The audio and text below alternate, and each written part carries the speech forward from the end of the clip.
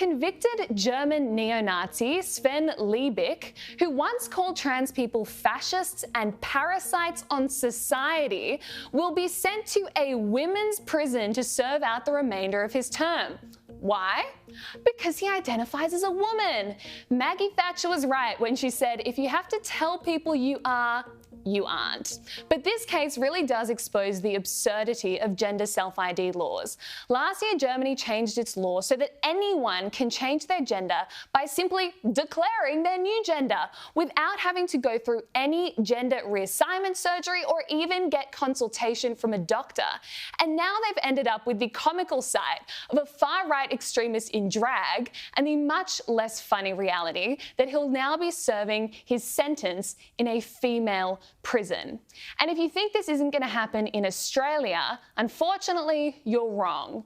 In July, double murderer Terry McDonough asked to be transferred to a women's prison after serving 19 years of his 43-year term because he'd begun taking estrogen a couple of months ago.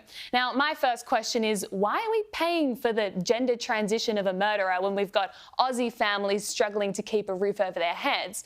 But anyway, Corrective Services took a year to process his application and ultimately the government intervened to block it.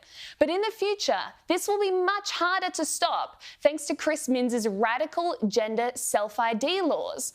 All it takes now to legally change your gender, even on your birth certificate, is a couple of minutes online. From next Tuesday, it's going to be easier for the people of New South Wales, for gender diverse people, to be able to update their birth certificate. And up until now, New South Wales has been the only jurisdiction where it required a person to undergo surgery to be able to change their registered sex. But the amendments that have been made to the Birth Test and Marriages Registration Act 1995, something I share with the Attorney General, do away with this requirement. People seeking to change their legal documentation will be able to apply online through a new digital application. We've made it streamlined as well, mate, nice and easy.